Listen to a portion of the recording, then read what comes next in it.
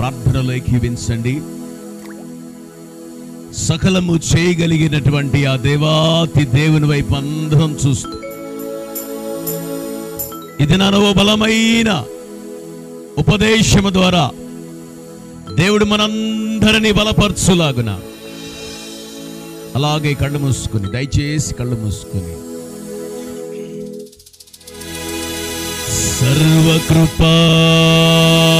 సర్వకృపానిధివి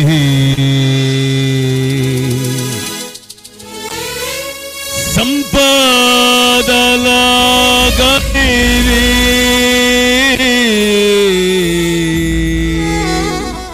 చిన్నని మెల్లని స్వరాలతో సర్వకృపానిధివి.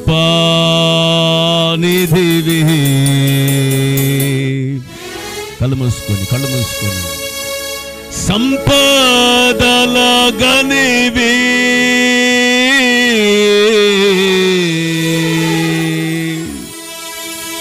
సకలము చేయగల నీవైపేనా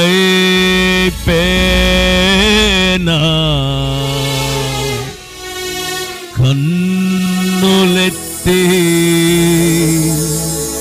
చూసేదా. కళ్ళు మూసుకోవాలి, అందరు కళ్ళు మూసుకోవాలి. ఇది ప్రభువుతో మనం మాట్లాడే సమయం, ప్రభు కూడా మనతో మాట్లాడే సమయం. ఓ ధ్యానములోనికి మనం ప్రవేశిస్తూ, ఓ బలమైన ఉపదేశం ద్వారా మన జీవితాలు కట్టబడాలని, బలపరచబడాలని ఆశపడుతూ, ఆశ కలిగిన హృదయాలను తృప్తిపరిచేటువంటి దేవుడైన ఇలా చెప్పండి, సకలము చేయగల నీవైపేనా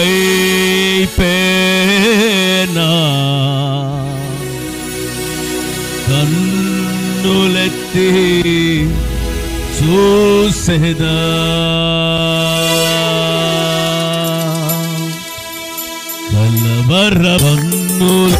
కలవరవన్నులెత్తుదునా కలవరపడినే పాడాలమ్మా. కొండల వైపు నా కన్నులెత్తుదునా. చెప్తాము, నీవు ధ్యానిస్తూ పాడాలందరూ. నీవే నా అండగా, నీవు నాకుండగా, నీవే నా అండగా. చెప్తాం, నీవే నా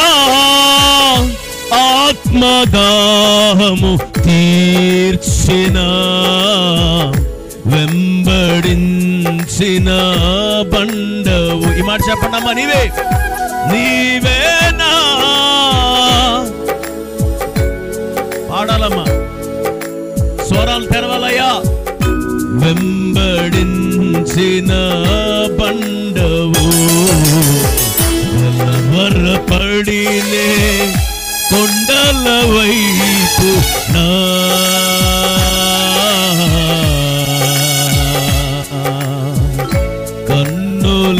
కన్నులెత్తుదునా. అందరూ కళ్ళు మూసుకొని ధ్యానం ప్రభు స్వరము మనం వినట్లు, ప్రభు ఆత్మ మనల్ని దర్శించినట్లు ధ్యానిస్తూ, ప్రియ దేవుని బిడ్డలారా ధ్యానిస్తూ కన్నులు మూసుకొని ఈ రాత్రి బలమైన ఉపదేశము ద్వారా, బలమైన పరిశుద్ధాత్మాభిషేకము ద్వారా బలపరచబడి, నూతన పరచబడి, శ్రేష్టమైన ఫలములు ఫలించినట్లుగా, బలమైన ఫలములు ఫలించు కృపలో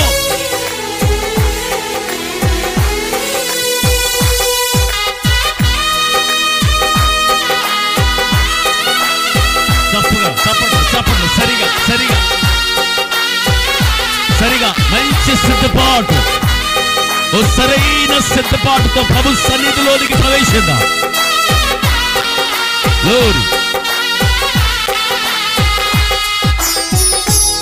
యేసు రక్తమే.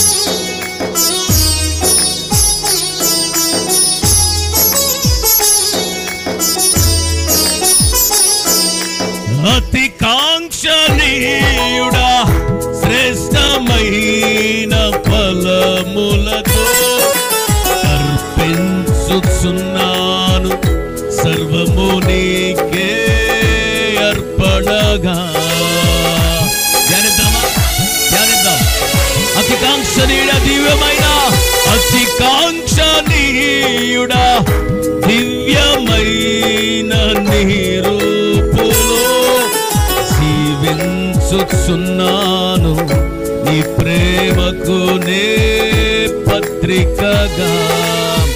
శిథిలమయ్యుండగా నన్ను నీదు రక్తముతో కడిగి నీ పోలికగా మార్చినావే నా యేసయ్యా. చెప్తాం. నీ పోలికగా మార్చినావే నా యేసయ్యా. నీ పోలిక చెప్తాం. నీ పోలిక చప్పట్లు. నీ పోలికగా మార్చినావే నా యేసయ్యా. సరిగా పాడాలి. నీ పోలికగా మార్చినావే నా యేసయ్యా. కొట్టాలి. నీ పోలికగా పాడాలి. మార్చినావే నా యేసయ్యా. సరిగా ఆరాధన. నీ పోలికగా మార్చినావే నా యేసయ్యా. ఇంకోసారి చివరిసారి. నీ పోలికగా మార్చినావే నా యేసయ్యా. నిజమైన ద్రాక్షవల్లి నీవే, నిత్యమైన నీలోనే నిజమైన నీవే, నిత్యమైన నీలోనే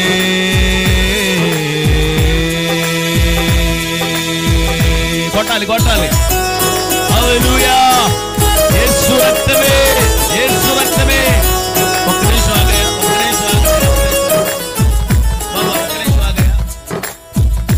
అమ్మలారా నా వైపు చూడండి. మీరు సపోర్ట్లు ఎట్టగొడుతున్నారంటే, ప్రభా అప్పుడెప్పుడో మన ఈ మధ్యకాలంలో గుడ్ ఫ్రైడే జరిగింది, అప్పుడు నువ్వు శిలువలో చచ్చిపోయావు, ఇక తిరిగి లేగవలేదేమో అన్నట్టు కొడుతున్నారు మీరు. అసలు మన చప్పట్లు కొడితే ప్రభు ఎలా ఘనపరచబడాలండి? మన స్వరం తెరిస్తే ప్రభువుని ఎంతగా మనం గణపరచాలండి. అసలు మీరు కొడుతుంటే ప్రభు పొరపాటున నీకు తీసుకొచ్చి నిలబెట్టావా, నువ్వు అనవసరంగా అరిసరిచి పాడుతున్నాను అనిపిస్తుంది నాకు. అరవాల్సింది మనందరం కలిసి దేవుని ఆరాధించడం మొదలు పెడితే ఆ దేవుని మందిరపు కమ్మెలు కదిలాయి అంట. హల్లెలూయా. అటువంటి ఓ బలమైన ఆరాధన మనందరము చేయనట్లుగా హల్లెలూయా గట్టిగా పాడుతూ, నా ప్రాణ ప్రియుడా శ్రేష్టమైన ఫలములతో జీవించుచున్నాను సర్వము నీకే అర్పణగా. పడాలి గట్టిగా హల్లెలూయా. అతి కాంక్షణీయుడా దివ్యమైన నీ రూపులో జీవించుచున్నాను నీ ప్రేమకు నే పత్రికగా. శిథిలమయ్యుండ వండర్ఫుల్. ఇంకా నీదు రక్తముతో కడిగి అయ్యా నీ పోలికగా మార్చినావే నా యేసయ్యా. నీ పోలిక మార్చి నా యేసయ్యా. నిజమైన హల్లెలూయా. ఇంకా నిత్యమైన నీలోనే నిజమైన వండర్ఫుల్. ఇంకా అద్భుతంగా పాడగలరు. నిత్యమైన నీలోనే శాశ్వత నిజమైనది ఎంతో నా పైన నీకున్న ప్రేమ, ఎనలేని నీ ప్రేమ, సరిగా ఎనలేని నీ ప్రేమ, ఎనలేని ఎనలేని నీ ప్రేమ, ఎనలేని నీ ప్రేమ, నిజమైన నిజమైన హల్లెలూయా హల్లెలూయా నిత్యమైన సంతోషము నీలోనే. సురక్షమే సురక్షమే అలాగే చప్పట్లు కొడుతూ అలాగే అలాగే హల్లెలూయా హల్లెలూయా. ఘోరమైన నీ యొక్క కృప అందరి మీద కుమ్మరించబడును గాకయ్యా.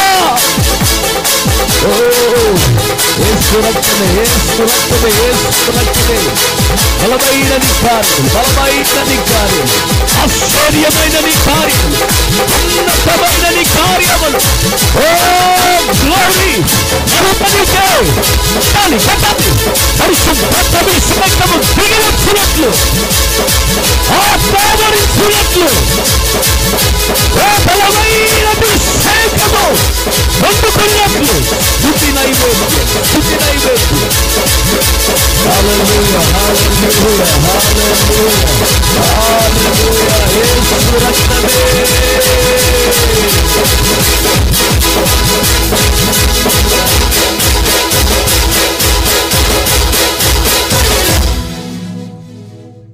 సకలము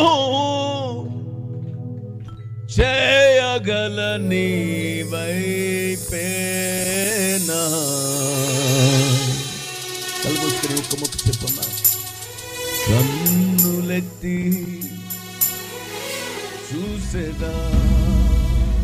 చెప్పండి నల్లలు స్వరం ఒక్కసారి మాట చెప్పండి. సకలము చేయగల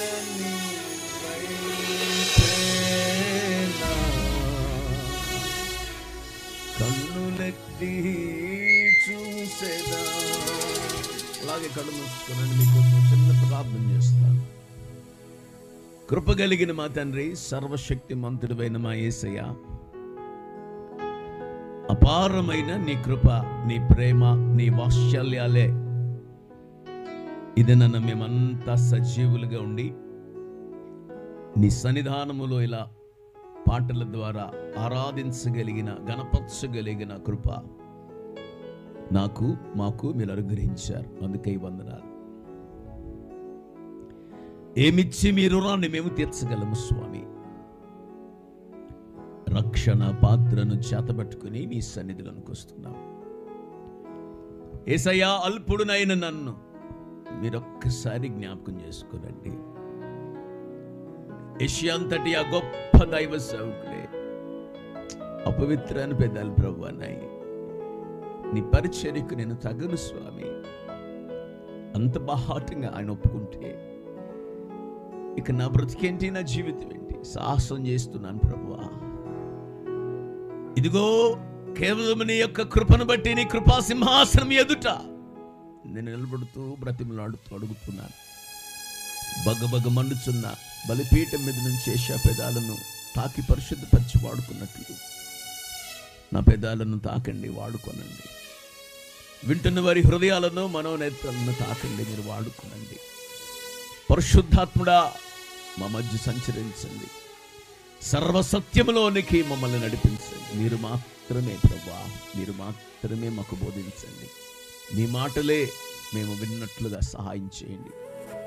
వాక్యం ధారాళంగా ప్రకటించబడకుండా అడిగించాలని చూస్తున్న ప్రతి చీకటి అంధకార శక్తులను యేసు నామములో బంధిస్తున్నాను.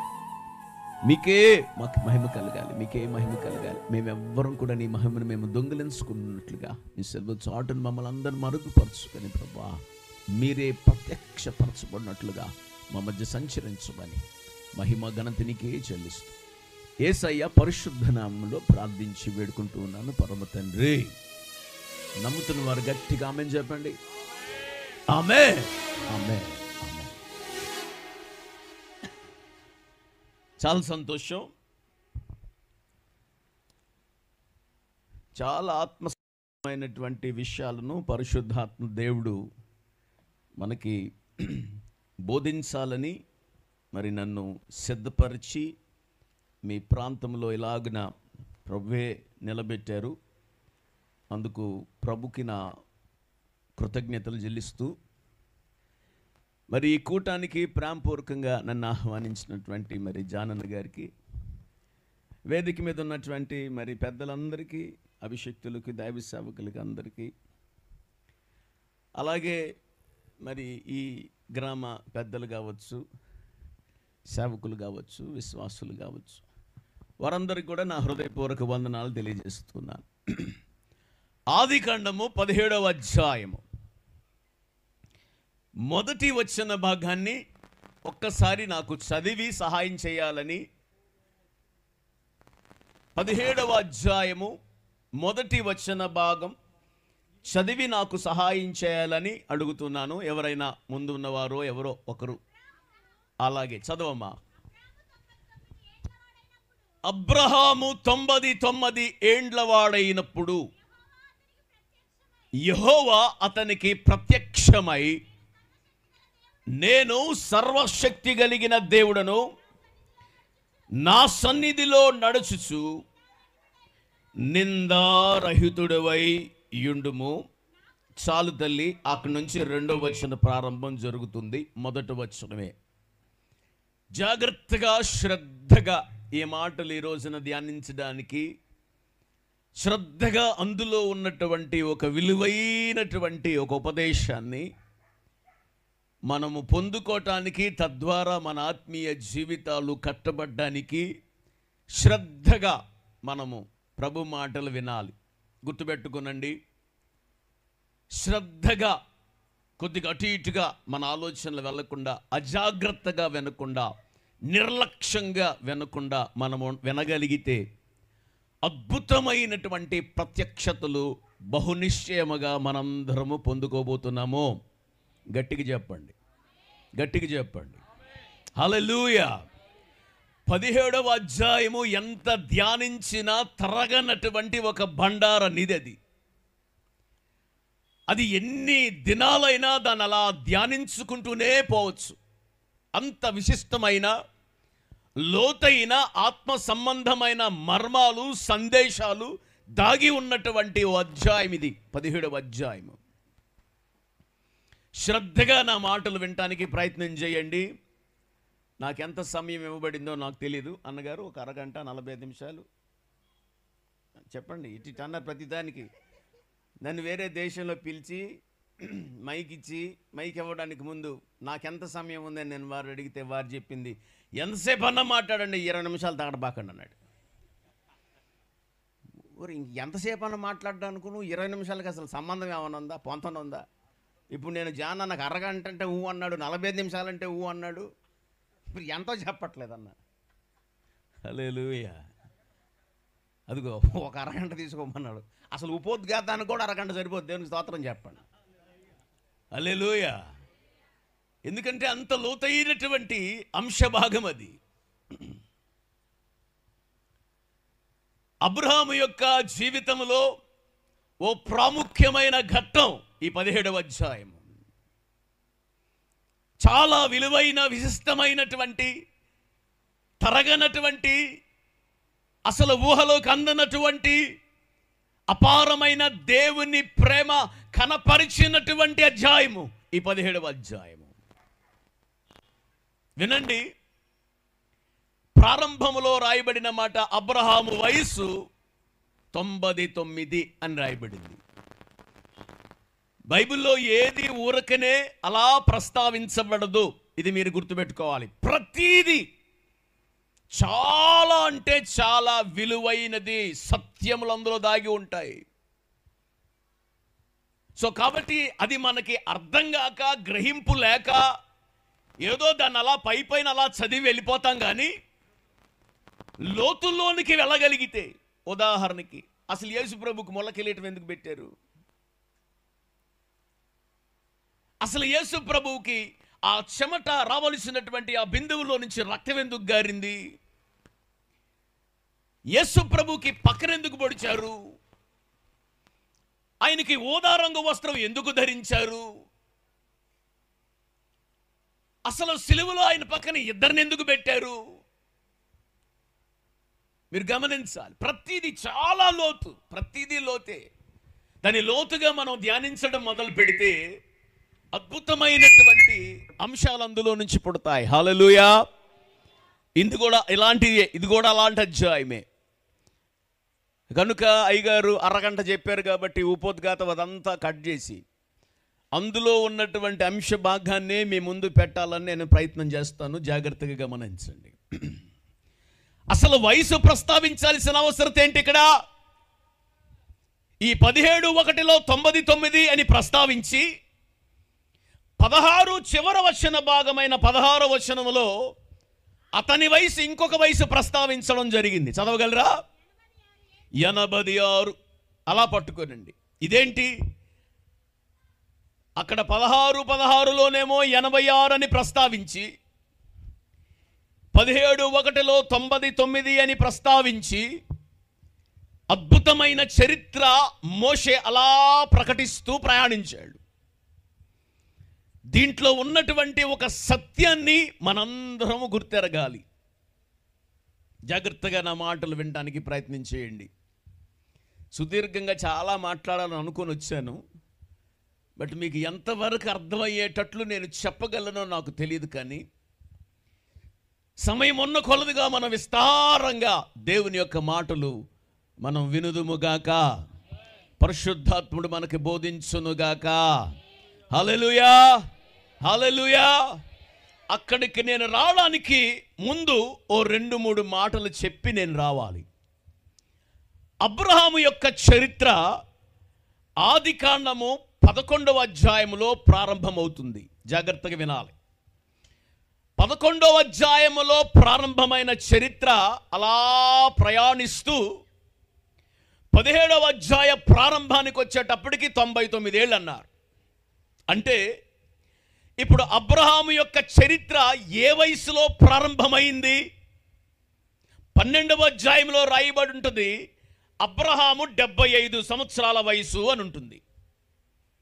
కానీ ఆ 75 సంవత్సరాల వయసు అబ్రహాము ఎక్కడున్నప్పుడు? అపోస్తుల కార్యాలు 7వ అధ్యాయంలో స్టెఫెను మాట్లాడుతాడు. అమ్మ సమయం లేదు, మీరు తెబ్బాకండి. ఇప్పుడు నేను అధ్యాయాలు చెప్పాను, మీరు తర్వాత చదువుకోండి. అక్కడ స్టెఫెన్ గారు చెప్తారు, అబ్రహాము హారానులో కాపురం ఉండక ముందు మెసొపొటేమియా అనగా ఉరు అనే పట్టణంలో కాపురం ఉన్నప్పుడు అని ప్రారంభిస్తాడు. ఇక్కడ 12వ అధ్యాయం మీరు గమనిస్తే అబ్రహాముకు 75 సంవత్సరాల వయసు. అబ్రహామును దేవుడు హారానులో నుంచి పిలిచినప్పుడు, అంటే అబ్రహాము హారానులో నుంచి పిలువబడిన పిలుపు 12వ అధ్యాయంలో అది 2వ పిలుపు. దేవునికి స్తోత్రం చెప్పండి. అది మొదటి పిలుపు కాదు. మరి మొదటి పిలుపు ఎక్కడ పిలిచాడు? హారానులో. మరి హారానులో పిలిచినప్పుడు అబ్రహాము వయసు ఎంత? హారానులో అబ్రహాము వయసు 75. ఊరనే పట్టణంలో పిలువబడినప్పుడు అబ్రహాము వయసు ఎంత ఉండాలి? మత్సుకు ఒక మాట చెప్తా మీకు. ఊరనే పట్టణము నుంచి అబ్రహాము హారాను వరకు ప్రయాణించడానికి సుమారుగా ఓ 1500 కిలోమీటర్ల ప్రయాణం చేశాడు. 1500 ఎన్ని? ఒక్కడేనా? మోటా బ్యాచ్ అంతా బయలుదేరారా? మొత్తం నాకు తెలిసి నా అంచనాల ప్రకారం సుమారుగా దగ్గరగా ఎంత కాదు అనుకున్నా చండాలంగా ఒక 400-500 మంది బ్యాచ్. వాళ్ళతో పాటు ఏమండి మళ్ళీ ఆ గొర్రెలు, ఆ మేకలు, ఆ మూట, ఆ ముళ్ళ, ఆ గాడిదలు, ఆ బ్యాచ్ అంతా. చరిత్ర ప్రకారం సుమారుగా 20-25 సంవత్సరాలు అబ్రహాము ఊరు నుంచి హారాను ప్రయాణం చేశాడని చరిత్రే చాలామంది పండితులే దాన్ని ఒప్పుకుంటూ ఏకీభవిస్తున్న అంశం. అయితే జాగ్రత్తగా గమనించాలి. 17వ అధ్యాయ ప్రారంభానికి అబ్రహాము ఓ 3వ దశ విశ్వాస జీవితంలో ఉన్నాడు. 11వ అధ్యాయంలో అబ్రహామును దేవుడు పిలిచినప్పుడు మొదటి దశ అదేంటి అంటే ఓ భయంకరమైన విగ్రహారాధన చేస్తున్నటువంటి ఒక కుటుంబంలో జీవిస్తున్నవాడు అబ్రహాము. ఓ భయంకరమైన విగ్రహారాధనలో జీవిస్తున్నటువంటి అబ్రహాముకు సాక్షాత్తు దేవాతి దేవుడే. నాకు అర్థం కాని విషయం ఏంటంటే, అసలు అబ్రహాముకు దేవుడు సువార్త ప్రకటించక ముందు, అమలారా నా మాట వినండి, అబ్రహాము ఆస్తిపరుడు, జ్ఞాన సంపన్నుడు, పేరు ప్రఖ్యాతులు గడించినవాడు. అతని ఇంట్లో 3000 మంది పనివారు పనిచేసేవారని చరిత్ర. ఇప్పుడు నా పాయింట్ ఒకటి పట్టుకోండి మీరు. సార్, ఇంట్లో 3000 మంది పనోళ్ళుండి ఓ పెద్ద ప్యాలెస్లో నివసిస్తున్నటువంటి ఒక వ్యక్తి అన్నీ విడిచిపెట్టి ఎలా బయటకు వచ్చాడు? అసలు ఏం చెప్పుంటాడు దేవుడు? ఏమి చెబితే అబ్రహాముకు ఏమర్థమైంది? మీకు చెప్పనా? గలతీ పత్రిక 3వ అధ్యాయం తీయొద్దు, మీరు చదువుకున్న తర్వాత, సమయం లేదు కాబట్టి దాటి వెళ్ళిపోతున్నాను. గలతీ పత్రిక 3వ అధ్యాయం అంతా మనం చదివితే 5 నుంచి 9 వచ్చిన భాగాలలో మొట్టమొదట అబ్రహాముకు సువార్త ప్రకటించాడు దేవుడని అక్కడ రాయబడింది. ఆమేన్ చెప్పండి, గట్టిగా చెప్పాలా? అంటే దేవాతు దేవుడే ఓ సువార్త కూటం పెట్టి, ఆ సువార్త కూటంలో ఎంతమంది ప్రజలుంటారని కూడా లెక్క చేయకుండా కూర్చున్న ఒకే ఒక అబ్రహాముకు సాక్షాత్తు దేవుడే ఓ సువార్త కూటం పెట్టి సువార్త ప్రకటించడం జరిగింది. దేవునికి స్తోత్రం చెప్పండి. ఈ మధ్యకాలంలో కొంతమంది గొప్ప గొప్ప దైవ సేవకులు డేట్ అడగగానే ముందు అడిగే ప్రశ్న ఎంతమంది చెప్పండి, ఎంత మంది. నేను నిన్ను అడిగానన్నా ఎంతమంది అని? కొన్ని పొరపాటున రోడ్డు పక్కన పెడుతున్నావా, కాలం పక్కన పెడుతున్నావు అని కూడా అడిగానా నిన్ను? అడగలా.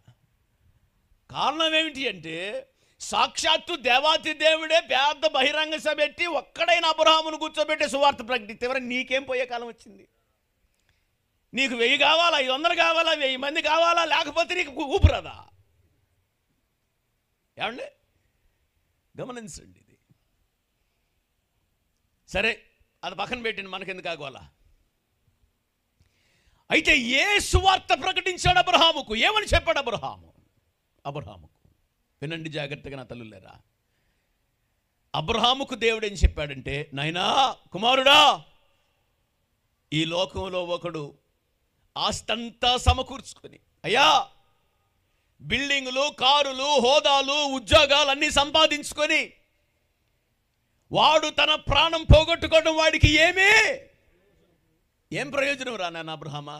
ప్రభు నాకు అర్థం కాలేదయ్యా అని తెల్లమొఖం వేసి ఉంటాడు మీకులాగే.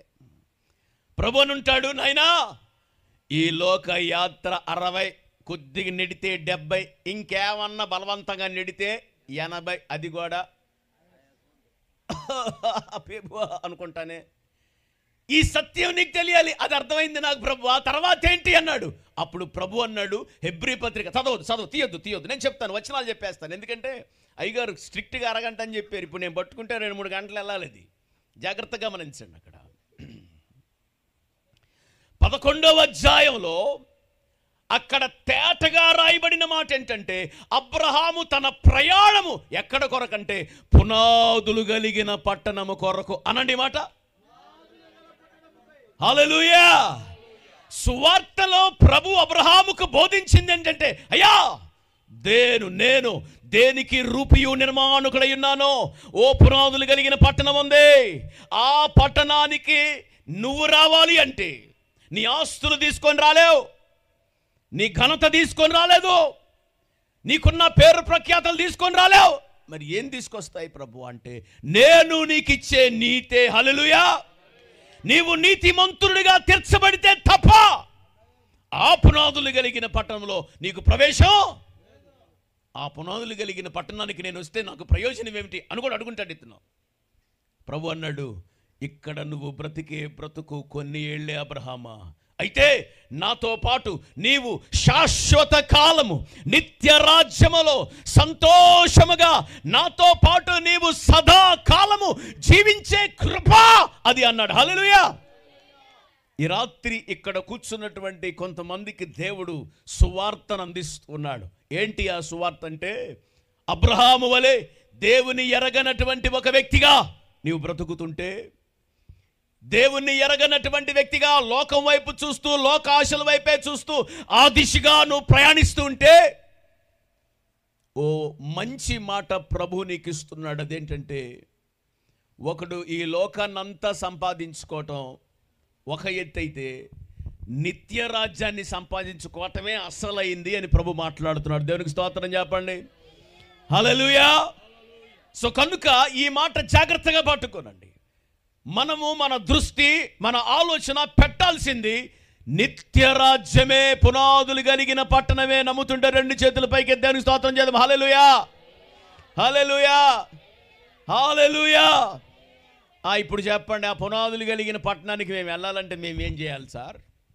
మేమేం చేయాలి అంటే చాలా సులువుగా రెండు మాటలు చెప్పి నేను ముందుకెళ్తాను. ఎందుకంటే సువార్త చెప్పకుండా మనం ఎన్ని మర్మాలు మాట్లాడుకున్నా కూడా ఏ మర్మరాలే. హల్లెలూయా చెప్పాలా? అందుకనే మొదటగా నేను మీకు సువార్తను అందించి ఆ తర్వాత ధ్యానంలోనికి ప్రవేశిస్తాను. ఏమి చేయాలి? ఎఫెసీ 2:8 ప్రకారం చదవద్దు, రోమపత్రిక 10:9 ప్రకారం తర్వాత చదవండి. రాయబడిన రెండు మాటలు ఏమిటి అనగా, లైవ్లో ఉంటుంది, తర్వాత మీరు చూడొచ్చు. అందుకనే చూడద్దు అంటున్నాను. లైవ్లో ఉంటుంది, తర్వాత మీరు చూడండి మాటలన్నీ. అక్కడ రాయబడిన మాటలు ఏమనగా, విశ్వాసము ద్వారా కృప చేతనే రక్షించబడతాము. చెప్పండి ఏమాట? విశ్వాసము ద్వారా కృప చేత రక్షించబడతాము. హల్లెలూయా. ఏం విశ్వసించాలండి, ఎవరిని విశ్వసించాలండి అని మీరు నన్ను అడిగితే 3 ముక్కలు చెప్తాను. ఒకటి, యేసు దైవత్వాన్ని విశ్వసించాలి. హల్లెలూయా చెప్పండి. ఎవరిని విశ్వసించాలి? యేసు దైవత్వాన్ని. ఎలా విశ్వసించాలి అంటే, యేసు మాత్రమే దేవుడు అని విశ్వసించాలి. ఆమేన్. ఒకవేళ గుర్తుపెట్టుకో, నన్ను ఒక ఇంటికి పిలిచింది ప్రార్థనకి. చక్కగా హైందవ కుటుంబం నుంచి మారుమనసు పొంది చక్కగా ఆరాధనకి వెళ్తుందామా. నన్ను పిలిచింది సేవకుడిని కాబట్టి నేను ఇంట్లో ఒక లోపలికి వెళ్ళగానే ముందు ఇంట్లో ఎంట్రన్స్లో 3 ఫోటోలు ఉన్నాయి లోపల. ఆ ఫోటోల మీద నా దృష్టి పడగానే ఉంది, బెదరో యేసు ప్రభుని మధ్యలో పెట్టా అంది. ఎక్కడ పెట్టింది మరి? కుడి ఎడమలు ఎవరున్నారు? కుడి ఏమో ఫ్లూట్ పట్టుకుని ఆయన ఉన్నాడు, ఎడమ వైపు ఏమో బాణం పట్టుకుని ఆయన ఉన్నాడు. నేను ఆ పేర్లు చెప్పడానికి బాగోదు. ఇటేమో ఫ్లూటు, ఇటేమో బాణం, మధ్యలోనూ సిలువ పెట్టింది. ఇప్పుడు నేనేమనాలి ఆమెని? అంటది మళ్ళీ పైగా, అయ్యా యేసు ప్రభు మా ఇంట్లో మధ్యలో ఉన్నాడు అయ్యా అంటుందామా. అమ్మా, నువ్వు ఆయన ఇంట్లో కూడా రానిలేదు, గేట్ కాడే పెట్టావు, ఆయన తలుపులు తడతనే ఉన్నాడు, నీకు కనపట్టలేదు. యేసు దైవత్వాన్ని నమ్మటం అంటే అర్థం ఏంటంటే, ఆయన మాత్రమే హల్లెలూయా చెప్పాలా. అంతే, ఆయన మాత్రమే, నీ జీవితం ఆయన కొరకే అన్నట్లుగా ఉండాలి. అది మొదటిది. రెండవది, ఆయన దైవత్వాన్ని మొదట విశ్వసించడం అయితే, రెండవది తల్లుల మాట వినండి జాగ్రత్తగా, ఆయన యొక్క, జాగ్రత్తగా గమనించండి, సిలువ మరణ పునరుద్ధానాలను విశ్వసించాలి. ఏం విశ్వసించాలి? హల్లెలూయా. అంటే యేసయ్య సిలువ మీద మరణించాడు అని మనం ప్రకటించాలి. జాగ్రత్తగా గమనించండి. మరి అది ఆయన పొరపాటుని పెట్టాడో లేకపోతే స్టైల్గా ఉంటుందని పెట్టాడో ఒక పెద్ద ఆయన నాకు తెలియదు, కానీ మేము పునరుద్ధారుడైన క్రీస్తును ప్రకటించుచున్నాము. బైబిల్లో లేదా మాట? బైబిల్లో ఉన్న మాట ఏంటో తెలుసా? మేము సిలువ వేయబడిన క్రీస్తును ప్రకటించుచున్నామనే ఉంది బైబిల్లో. ఆమేన్. సో కాబట్టి మనం ఏమి నమ్మాలి? సిలువను నమ్మాలి, ఆయన మరణాన్ని నమ్మాలి, ఆయన పునరుద్ధానాన్ని నమ్మాలి. హల్లెలూయా. మూడవ ముక్క నేను జ్ఞాపకం చేస్తున్నాను. నువ్వు నమ్మాల్సింది ఏంటంటే, ఆయన ఆ సిలువలో ఆ మరణ పునరుద్ధానాలు నా కొరకే పొందాడు అని నువ్వు నమ్మాలి. ఆమేన్. అది నువ్వు నమ్మటం అంటే. ఇప్పుడు మీకు అర్థమైంది. చెప్పండి అమ్మ, 3 ముక్కలు చెప్పండి, నేను ధ్యానంలోకి వెళ్ళిపోతాను. మిగతా మీకు అర్థమైన అర్థం కాకపోయినా నాకు ప్రాబ్లం లేదు. ఈ మొక్క అర్థమైతే చాలు. ఎందుకంటే రేపు పొద్దున పరలోకంలో హల్లో బెదర్, నువ్వు ఆ రోజు వచ్చావు, స్తోత్రం అయ్యా, ఆ రోజు ఈ 3 ముక్కలు చెప్పావు కాబట్టి నేను గేటు కాడికి వచ్చాను, లేకపోతే వెళ్ళిపోయేదాన్ని ఆడుకో అని. దేవునికి స్తోత్రం చెప్పండి. ఈ 3 ముక్కలు చెప్పండి. మొట్టమొదటిది, ఏం విశ్వసించాలి? క్రీస్తు దైవత్వం అనండి. రెండోది ఏం విశ్వసించాలి? ఆయన సిలువ.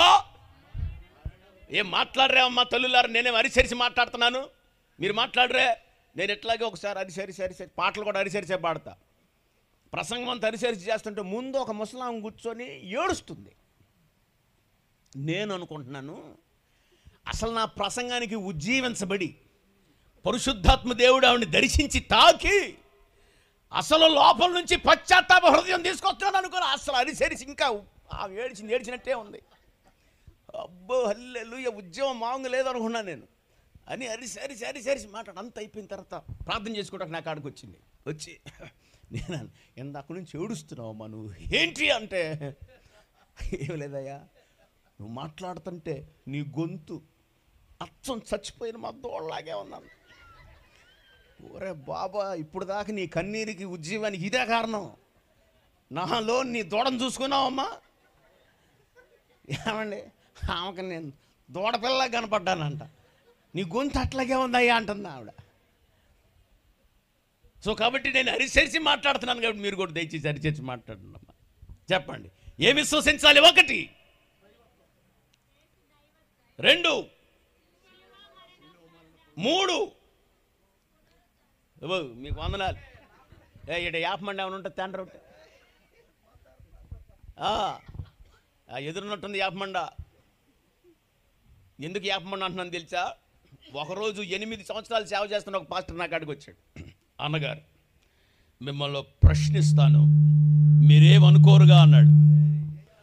పాస్టర్ గారివి కదా, సరే అడగయ్యా అన్న. ఆడు తమ్ముడే 8 సంవత్సరాల నుంచి పరిచయం చేస్తున్నాడు. నువ్వు కొట్టకూడదు, తిట్టకూడదు, అరవకూడదు. అరవలే చెప్పరా అన్నాను.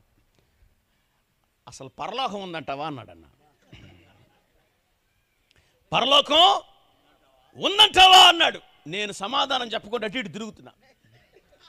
వాడికి అనుమానం వచ్చింది. సమాధానం చెప్పకుండా అటు ఇటు చూస్తాడు. యాపమండి ఎక్కడన్నా దొరుకుద్దేమో చూస్తున్నాను రా, నీకు పట్టింది దెయ్యం, ముందు నేను దాన్ని వదలాల, నీకు సమాధానం తర్వాత. యాపమండి ఒకడు చూడరా అంటున్నా. వాడు నీకు దండం పెడతాను సమాధానం చెప్పంటున్నాడు. ఒరి పాపిస్తేదవా, అసలు ఏం ప్రసంగం చేస్తున్నావురా? క్రైస్తవ నిరీక్షణ యేసుతో నిత్య రాజ్యము ఉండబోతున్నాం, అదే కదా. హల్లెలూయా. ఏమండి, మరి ఇంతమంది సేవకులు తెల్లగొడ్లు వేసుకొని, ఆవుదం పెట్టుకొని, రబ్బర్ చెప్పులు వేసుకొని, అన్ని వైరాగ్యం పాలయ్యి ఏమీ లేకుండా రోడ్లమంటలా మిమ్మల్ని తిడుతున్నా. వచ్చాడండి, అబ్బో ఈడు టీ ఇవ్వాలనుకుంటా అని బేచి ఇన్ని తిట్లు, ఇన్ని అవమానాలు పడతా మాకేం, ఏమి దేని గురించి మా ప్రయాస అంటే ఏమి లేదు. మేము ఆ కానాన్ని పోతున్నాం.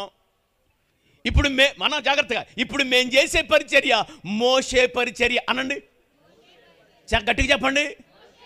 ఏం చేశాడు మోషే? మీకు తెలుసా? మోషేతో పాటు కానాను చేరినటువంటి ఆ ఇజ్రాయిలుతో పాటుగా మీకు తెలుసా అనేకమైన అన్యులు మోషేతో పాటు కానాను చేరారు. దానికి స్తోత్రం చెప్పండి. మధ్యలో మోషే మామ వాళ్ళ చుట్టాలను తీసుకొచ్చే మోషే మామగారు చెప్పండి, అరే వీళ్ళకే కొద్ది సువార్త చెప్పు అన్నాడు. అంటే వెంటనే మోషే వాళ్ళకి సువార్త చెప్పాడు. ఇదిగో మేము కానాను పోతున్నాం. అది ఎక్కడ ఉంటుందంటే, అసలు ఎలా ఉంటుందంటే, అది నిత్యము ఆనందము సంతోషం ఉండేటువంటిది ఆ కృప. అంటే వాళ్ళు అన్నారు, మరి మేమేం చేయాలి? వేరుపరుచుకొని మాతో పాటు బయలుదేరండి అంటే, వినండి నా మాట, జాగ్రత్తగా మాట వినండి. వారు వేరుపరుచుకొని మోషేతో పాటు బయలుదేరి వచ్చినటువంటి ఓ వర్గము, వారిని రకబీయులు అంటారు. ఎవరు? రకబీయులు. ఓ వైరాగ్యం కలిగి మధ్యలో మోషే సువార్త ప్రకటిస్తే వారిని అలా తోడుకొని కానాన్ దాకా తీసుకుపోయాడు. హల్లెలూయా. మా బాధ అదే. మధ్యరాత్రులు మీకు కూర్చోబెట్టి గొంతు పోయేదాకా మేమరిసి, వీళ్ళు కూడా కొట్టండి అని కొట్టించి, ఈ బాధ, ఈ గోలంతా మాతో పాటు మిమ్మల్ని కూడా ఆ నిత్య రాజ్యము తీసుకొని వెళ్ళాలనే ఆశే, అదే తపన, అదే ఆరాటం. మీ సొమ్మేమన్నా పోద్దా? ఆమె హల్లెలూయా అంటే హల్లెలూయా. అదే గోల, మా గోలంతా. వాడు వచ్చి అంటాడు అసలు ఉందా అంటాడు. మరి ఏం చేయాలి వాడిని? వాడికి అసలు యాప మొక్క కూడా కదా, చెట్టు వాడాలి వాడిని. ఎందుకంటే ఒక మామూలోడు వచ్చి ఉందా లేదా అంటే ఏదో వాడికి చెప్పొచ్చు. అసలు వాడు 8 సంవత్సరాలు సేవలో ఉన్నాడు, వచ్చాడు ఈ ప్రశ్న అడిగితే మనం ఏం చెప్పాలి వాడికి? చెట్టు వాడాలి వాడికి. హల్లెలూయా. మొదటిది క్రీస్తు, 2 మన సిలువ మరణ, దాంట్లోనే ఆయన రక్తం కూడా కలుపుకోవాలి.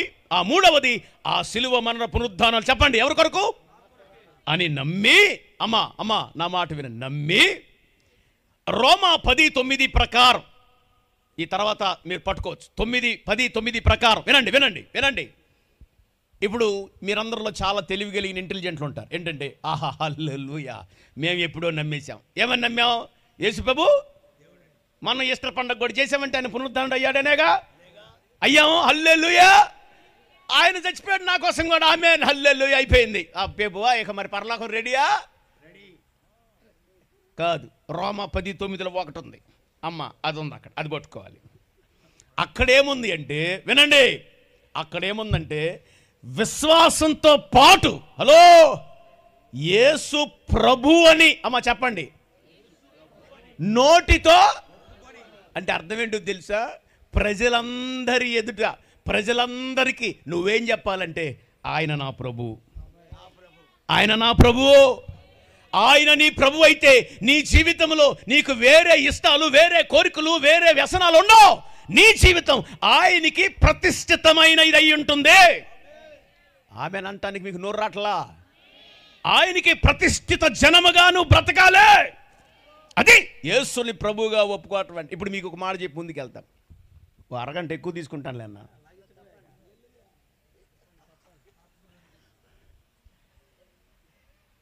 అసలు సబ్జెక్ట్లోకి వెళ్ళా, ఇంకా యేసు రక్తమే అందుకే చెప్పా, ఉపోద్ఘాతానికి అరగంట కావాలన్నా.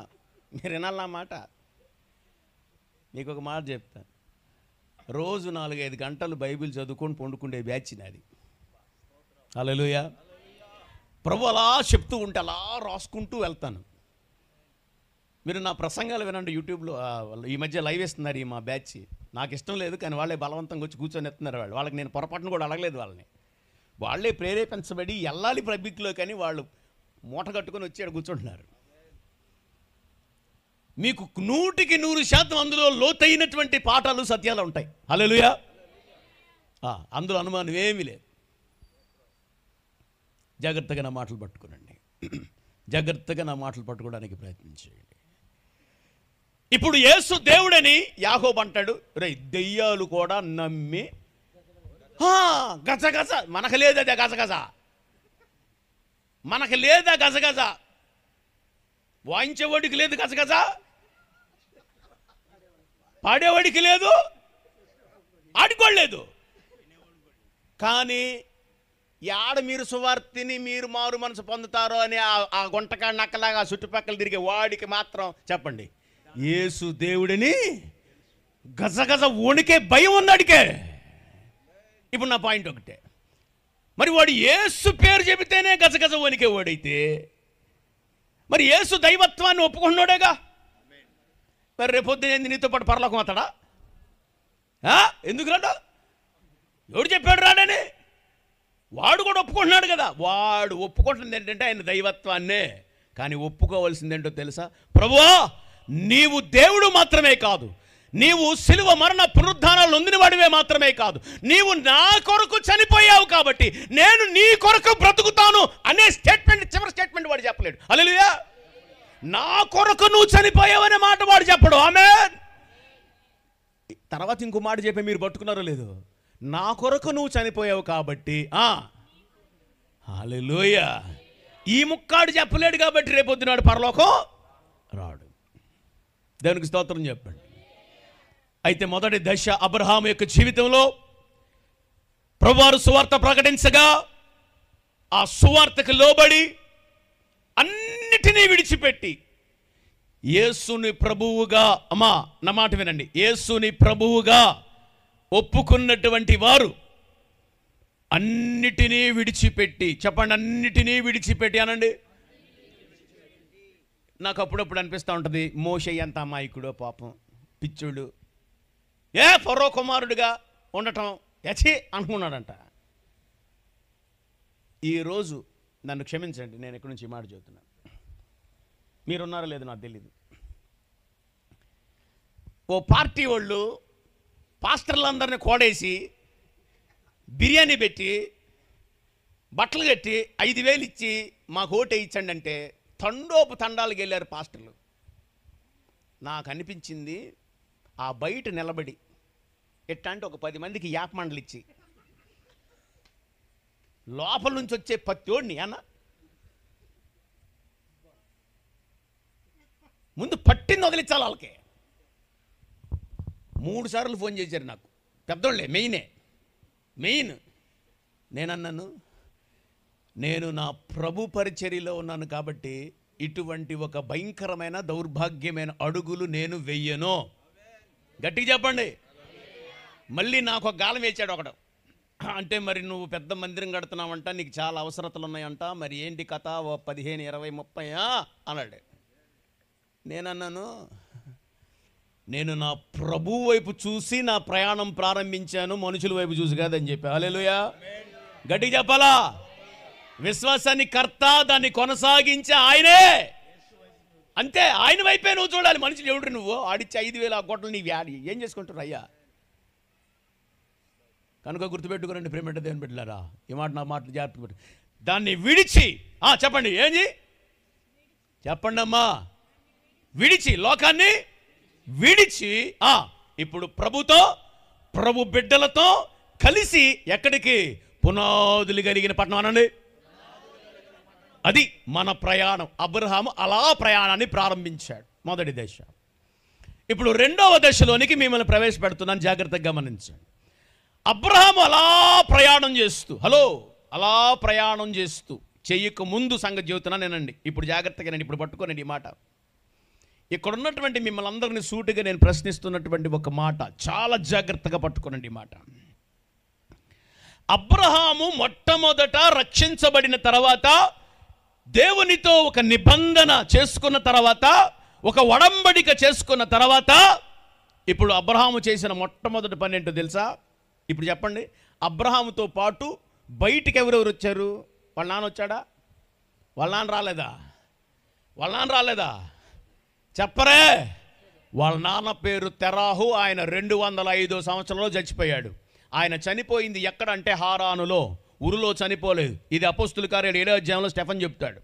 వాళ్ళ నాన్న 205 సంవత్సరాల వయసు అప్పుడు అక్కడ చనిపోయాడు అంటాడు. అంటే చక్కగా ఇంకొక గ్రంథంలో ఉంటుంది. ఏమని ఉంటుందంటే, జాగ్రత్తగా వినండి, నాహోరు దేవుడు తెరాహు దేవుడు అనే మాట నేను చదువుకున్నప్పుడు పిచ్చెక్కిపోయింది. అబ్బా, ఇది బైబిల్లో కూడా నేను చెప్పే మాట రుజువుగా చెప్పబడింది. ఏంటంటే, అబ్రహాము తండ్రి మునుపట విగ్రహారాధికుడే, కానీ అబ్రహాము సువార్త ఇంట్లో ప్రకటించడం ద్వారా, అబ్రహాము సువార్త ఇంట్లో ప్రకటించడం ద్వారా వాళ్ళ నాన్న యేసు ప్రభుని అంగీకరించాడు. చప్పట్లు కొట్టు. భార్య యేసు ప్రభుని అంగీకరించింది. చప్పట్లు కొట్టు. వాళ్ళ చనిపోయిన అన్న కొడుకు లోతు యేసు ప్రభుని అంగీకరించాడు. చప్పట్లు కొట్టు. ఆగు. ఇప్పుడు నిన్నడిగే ప్రశ్న ఏంటో తెలుసా? నువ్వు వచ్చి ఎడొచ్చి ముసుకేసుకొని కూర్చున్నావు, బాగానే ఉంది, సంతోషం, హల్లెలూయా. మందిరానికి కూడా ముసుకేసుకొస్తావు, ఆడ కోటాలు జరిగితే ఆడికి వెళ్తావు, ముసుకేస్తావు, హల్లెలూయా, స్తోత్రం, హల్లెలూయా అంటావు, బాగానే ఉంది, హల్లెలూయా. ఇప్పుడు నా ప్రశ్న ఏంటంటే నీవు రక్షించబడి ఎన్నేళ్ళైంది? అమలాపురం కోటాల్లో ఇలాగ అరిసేరిసి ప్రసంగం చేసిన తర్వాత ఒక ముసలాంకు బాగా నచ్చింది. 75 ఏళ్ళు ఉంటాయి. నేను ఇట్లాగే చెమటలు పట్టిపోయి ఉంటే వచ్చిన తర్వాత అమాంతం కౌగిలించుకొని గబగబగా 3-4 ముద్దులు పెట్టింది. మా అన్నవాడా అంది. సరే కానీ ఏం చెప్పమ్మా అన్న అంది. ఏం అబ్బా అన్న, భలే చెప్పావా అంది. సంతోషం. ఎవరు నువ్వు? ఆమెమంది తెలుసా, నేను మా ఊర్లో మొట్టమొదటి ఇస్సాసిని అంది. ఏమంది? వాళ్ళ ఊర్లో మొట్టమొదట యేసు ప్రభుని అంగీకరించిన దేవత. హల్లెలూయా. ప్రాణం లెగిసి వచ్చింది. అబ్బా, ఎన్నేళ్ళు ఇండస్ట్రీ? 40 years. ఎన్నేళ్ళు? 40 సంవత్సరాలు అయిందిరా మనవడా, నేను పెబు నెరిగే అందే. నేను వెంటనే ఆమె ఒక ప్రశ్న చేస్తా. హల్లెలూయా. ఈ కోటానికి మీ కుటుంబం వచ్చిందా అన్న? ఫస్ట్ ప్రశ్న. రెండో ప్రశ్న, అసలు ఈ 40 సంవత్సరాల్లో నువ్వు ఎంతమందిని మందిరానికి నడిపించావు?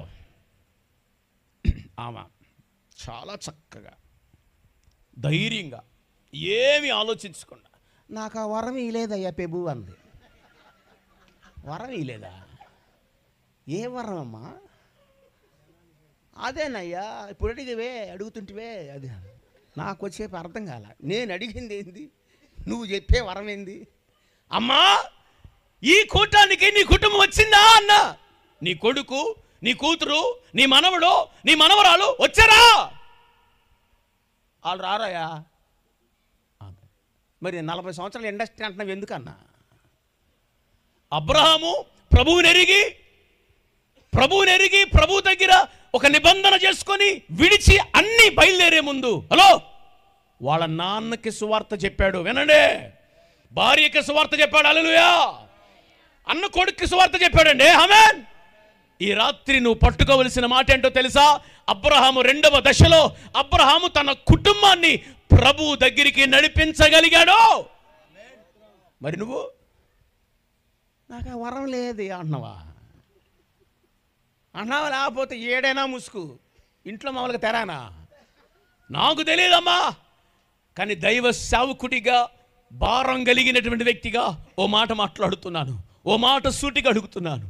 ఎప్పుడైనా ప్రభు పాదాలు పట్టుకుని, అయ్యా నా ఇంట్లో అందరూ రక్షించబడాలయ్యా, నా బిడ్డలు రక్షించబడాలయ్యా, మా ఆయన రక్షించబడాలయ్యా, మా తమ్ముడు రక్షించబడాలయ్యా, అయ్యా ఏడ్చావమ్మా? నీ ఏడుపులేమో వేరేగా ఉంటాయి. ఇప్పుడు దాకా ఏడ చచ్చావు? ఇంట్లో ఉన్నావు అనుకున్నావా? పోయావు అనుకున్నావా? పక్కింటి ఆయన చీర కొన్నాడు, నువ్వు ఎప్పుడు కొంటావు? ఏం మగోడివి? ఆడొకడు కొన్నాడు, కొన్నేను మగోడివి, ఎందుకు పెళ్లి చేసుకున్నావు? ఈ ఏడుపు తప్ప. ఏమా? ఇంట్లో కుటుంబము ఆత్మీయంగా నడిపించబడాలని భర్త, బిడ్డలు, మనవలు, మనవరాళ్ళు అందరూ కలిసి హల్లెలూయా. అసలు నాకు పిచ్చెక్కిపోయిన ఒక వచనం చూపించాలి. తీయండి, ఇప్పుడు తీయండి, రండి. ఆదికాండము 12వ అధ్యాయం 5వ వచన భాగం.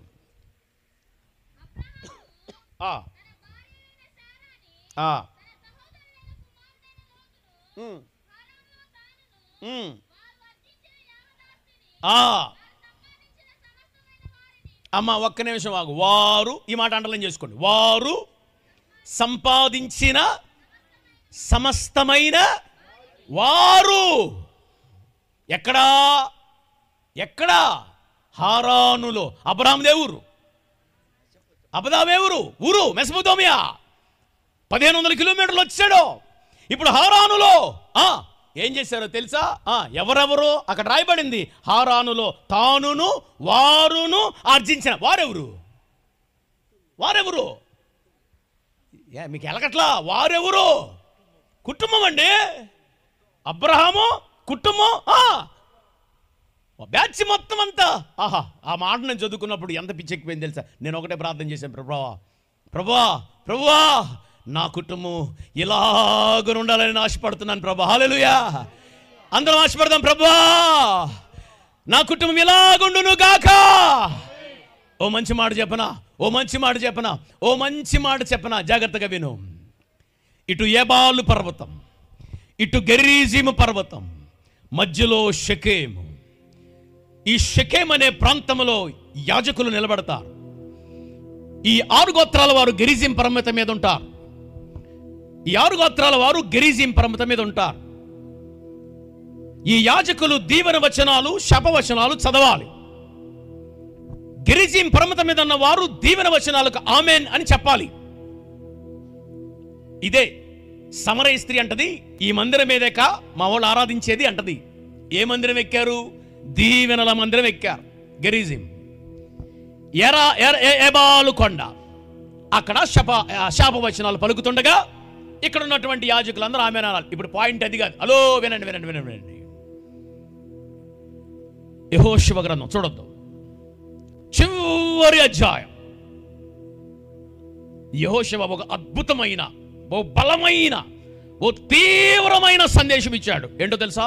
నేనును పలకాలి. నేనును, ఆగండి అందరు చెప్పండి. నేనును, వెనకాలలో మాట్లాడలా. నేనును నా యెహోవాను. ఆగండి. ఎంత రోషంతో కూడిన మాట తెలుసా? ఎక్కడున్నాడు యెహోషువ? 23వ అధ్యాయము యెహోషువ గ్రంథంలో రాయబడింది ఏంటో తెలుసా? ఇది నా చివరి రోజు, చచ్చిపోబోతున్న రోజు. అదే చనిపోబోతున్న రోజు. 12 గోత్రాల వారి ఎదుట, ఏ మామూలు విషయమా? 12 గోత్రాల వారి ఎదుట, యాజక సమూహం ఎదుట నిలవబడి చెప్తున్న మాట, ఇదిగో నాకు తెలుసు ఈరోజు నేను చనిపోబోతున్నాను, కానీ నా సాక్ష్యం ఏంటో తెలుసా? వినండి. నేను చనిపోయిన తర్వాత నేను చనిపోయిన తర్వాత కూడా నా కుటుంబం దేవునిని సేవించే కుటుంబంగా ఉండబోతుంది. ఏమి సాక్ష్యం ఇది, ఏమి సాక్ష్యం ఇది! ప్రజలందరూ ఎదుట నిలవబడి చివరి రోజు, చావు చివరి రోజు నా కుటుంబము ఎంత అద్భుతమైన సాక్ష్యం కలిగి ఉండబోతుందనే సాక్ష్యం. అది మామూలు సాక్ష్యమా? ఒక్కసారి యోహాను సువార్త 11వ అధ్యాయానికి తీయాలి మాట. యోహాను సువార్త 11వ అధ్యాయంలో లాజరు చచ్చిపోయాడు. లాజరు చనిపోయి యేసుప్రభు వచ్చి, వినండి, ఆమెతో మాట్లాడుతుంటే 24వ వచనం చదివి సాయం చేయగలరా నాకు ఎవరైనా? 11వ అధ్యాయం 24.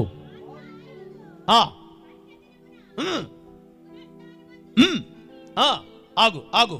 మార్త యేసు ప్రభుతో మాట్లాడుతూ సంభాషిస్తూ, అయ్యా నాకు తెలుసు మా తమ్ముడు చచ్చిపోయాడు. యేసు ప్రభు అంటున్నాడు, వాళ్ళు లెగుస్తాడులే అన్నాడు. ఏమంటుంది? నాకు తెలుసు ఆ ముక్క లెగుస్తాడు. ఎప్పుడు? ఆ ముక్క చదవండి, ఆ ముక్క చదవండి. 24. మార్త ఆయనతో ఈ మాట అంటుంది, అంత్య దినమున పునరుద్ధానమందు లేచునని ఎరుగుదును. ఒక్క నిమిషం ఆగండి.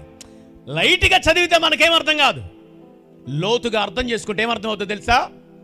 చచ్చిపోయిన తమ్ముడు గురించి మార్త ఇస్తున్న సాక్ష్యం. ప్రభువా, వాడు ఈరోజు చచ్చిపోయాడు, కానీ అంత్యదినమున నువ్వు మధ్యాకాశానికి వస్తావే, అప్పుడు వాడు బ్రతుకుతాడు, అప్పుడు వాడు నీతో వస్తాడు.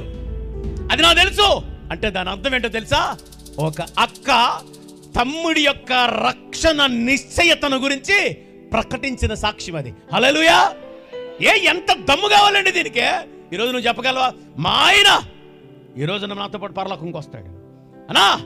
నా బిడ్డలో ఒక గృహానికి వెళ్తే ఓ సహోదరి చెప్తుంది, అన్నయ్య నేను ధైర్యంగా చెప్పగలను. ఇంటర్మీడియట్ చదువుతున్న ఇద్దరు బిడ్డలో వీళ్ళిద్దరు బాప్తీసం తీసుకున్నారు, ఇద్దరు మందిర సేవలో ఉంటారు, అసలు లోకంలో కలవరన్నా. నేను చెప్పగలను ఒక తల్లిగా, వాళ్ళిద్దరు ప్రభుని ఎరిగిన బిడ్డలు, ప్రభుని వెంబడిస్తున్న బిడ్డలు, ప్రభుతో నడుస్తున్న బిడ్డలు. నేను సాక్ష్యం చెప్పగలను. ఆ తల్లి ఆ సాక్ష్యం చెప్తుంటే ఎంత ఆనందం వేసిందో. నేను అన్నాను, ఇది ఎలా సాధ్యమమ్మా? ఇది ఎలా సాధ్యం తల్లి? ఒకటే, అన్నయ్య పొద్దునే 4ంటికి లెగుస్తా, వాళ్ళిద్దరు కాళ్ళ దగ్గర మాక్కడిస్తా, ఇద్దరు కాళ్ళ దగ్గర ఏడుస్తా, ప్రభువా నేను నా ఇంటి వారును నిన్ను మాత్రమే సేవించాలయ్యా, నేను నా ఇంటి వారు నీ కొరకే బ్రతకాలయ్యా. యవన బిడ్డలు లోకపు నీడ పడకూడదయ్యా, లోకపు ఛాయ పడకూడదయ్యా, లోకంలో కలిసిపోకూడదయ్యా. ఇదిగో ఓ సమయంలో బాల్య దినమునందే ఎలాగని మందిరంలోనికి ప్రవేశించి ఆ 5-6 సంవత్సరాల వయసులో దేవుని మందిరంలోకి అలాగెళ్ళి సాష్టాంగపడి పిచ్చెక్కిపోయింది నాకు. అరే 5-6 సంవత్సరాల పిల్లగాడు వెళ్ళి దేవుని మందిరంలో సాష్టాంగపడి నమస్కారం పెట్టండి. తల్లి ఎంత గోజాడిందో, తల్లి ఎంతగా ఆశపడిందో, తల్లి ఎంతగా ప్రార్థించిందో. ఈ రాత్రి అడుగుతున్నా, కుటుంబం ప్రభు సన్నిధిలో ఉందా? బిడ్డలు ప్రభుతో ఉన్నారా? ఏమి సాక్ష్యం అండి ఏమిది? నాకు తెలుసు ప్రభా, వాడిలో చచ్చిపోయాడు, కానీ పునరుద్ధానం ముందు వస్తాడు. అంత గొప్ప సాక్ష్యం నా తమ్ముడిది. అంత భక్తి వైరాగ్యాలు కలిగి జీవించాడు నా తమ్ముడు. నాకు తెలుసు 12 గోత్రాల వారి మధ్య నిలవబడి, నేను ఇది నా చివరి దినమైన నేను, నా కుటుంబం, నా తర్వాంతరం నా కుటుంబం, నా బిడ్డలు దేవుని సేవలో ఉంటారు. హల్లెలూయా! అబ్రహాము యొక్క జీవితంలో మనం నేర్చుకునే అద్భుతమైన, అమూల్యమైన, శ్రేష్టమైన కుటుంబాన్ని ప్రభు యొక్క ఆయన వెంబడించేటువంటి కుటుంబంగా వారిని నడిపించాడు. ఈ రాత్రి నువ్వు అడగలవా? ఆశపడగలవా? అవును ప్రభు, నేను నిశ్చయంగా నా కుటుంబం అంతా కలిసి నిన్ను ఆరాధించే కుటుంబంగా మేము మార్చబడుదుముగాక. హల్లెలూయా! సకలము నమ్ముతూ చెప్పు, చేయగల నీవైపేనా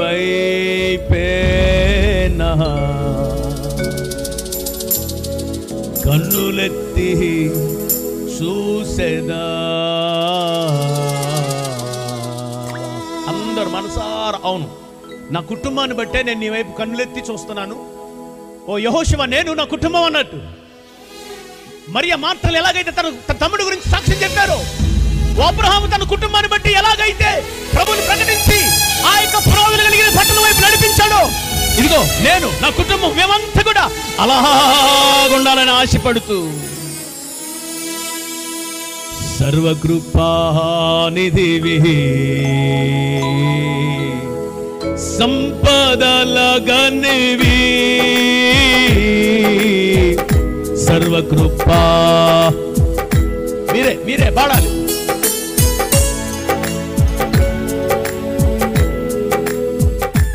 సకలము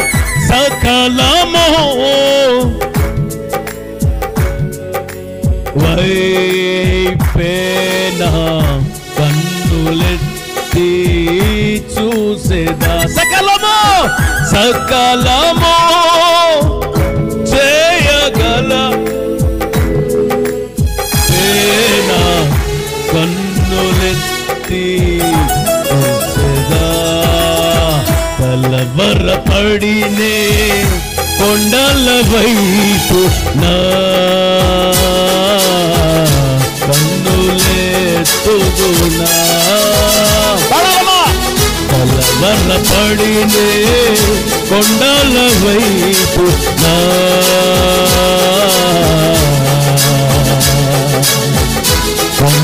కన్నులెత్తుదునా. నీవు నాకుండగా పాడాలి, నీవే నా అండగా పాడాలి, నీవు నాకుండగా యేసయ్యా, నీవే నా అండగా, నీవే నా ఆత్మదాహము పాడాలి, వెంబడించిన బండవు నీవేనా ఆత్మదాహము తీర్చిన, వెంబడించిన బండవు.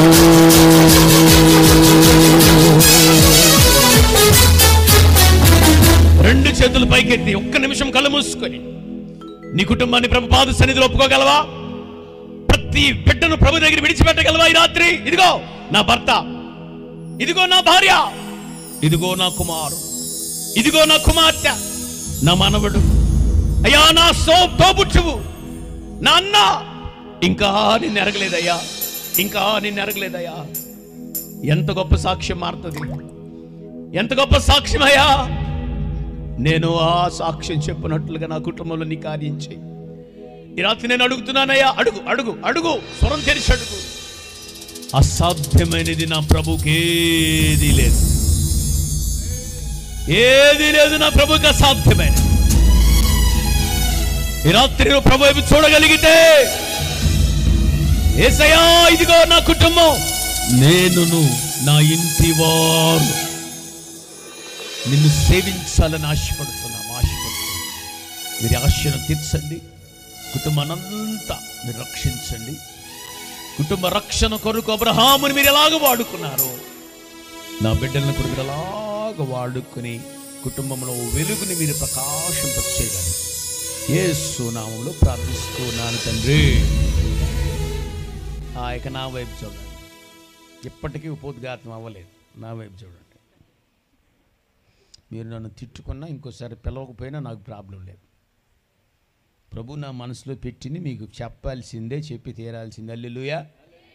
గట్టిగా చెప్పండి, సంతోషంగా చెప్పండి, ఆనందంగా చెప్పండి. ప్రభు మీతో నిజంగా మాట్లాడుతున్నాడయ్యా అన్న వాళ్ళే సంతోషంగా దేవునికి స్తోత్రం చెప్పండి. ఆమేన్. ఈ ఒక్క మాట చాలు, నేను కూడా చెలరేగిపోతాను. హల్లెలూయా. అంటే అర్థం ఏంటంటే ఈ శక్తులు నాపలేవని అర్థం. హల్లెలూయా. నాకు తెలుసు వాళ్ళు ఎంత జాలిగా చూస్తున్నారు. ప్రభువా ఈ పాపిని క్షమించన్నట్లు కూడా వారు ప్రార్థన చేస్తూ ఉండొచ్చు లోపల, నాకు తెలియదు. ఏదేమైనప్పటికీ వండి నీ చల్లారిపోతుంది అని ఒకళ్ళ బాధ.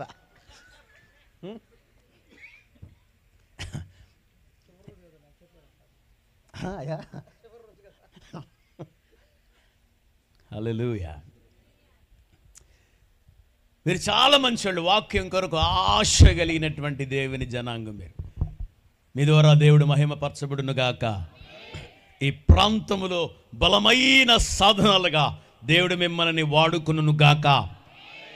ఎంత రోషంగా యెహోషువ సాక్ష్యం చెప్పాడో అంతే రోషంగా సాక్ష్యం చెప్పే ఆత్మీయ ఆ పరిపక్వతలోనికి ప్రభువు మిమ్మల్ని నడిపించును గాక. హల్లెలూయా.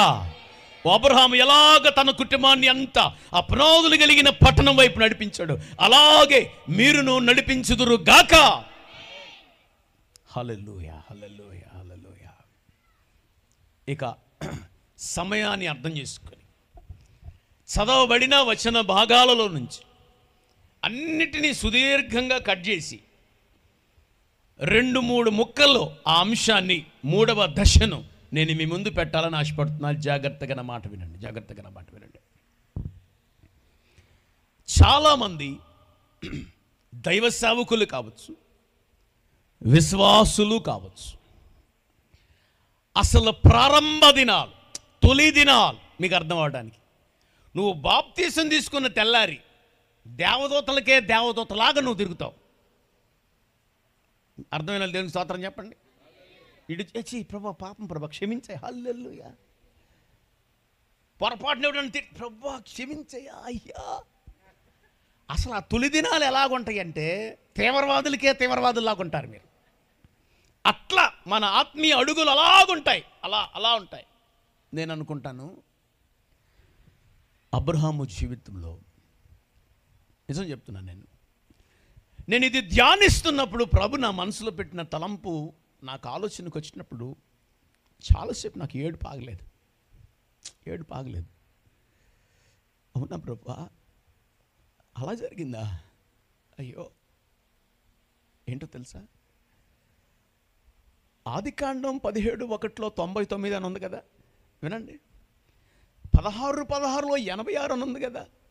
ఏంటి ప్రభు అంటే వినండి, 16వ అధ్యాయం దగ్గర నుంచి 17వ అధ్యాయానికి వచ్చేటప్పటికి మా విశ్వాసులకు తండ్రిగా ఉండేటువంటి ఒక వ్యక్తి జీవితంలో, అమ్మలారన్న మాట వినండి, విశ్వాసులకు తండ్రిగా ఉన్న ఒక వ్యక్తి జీవితంలో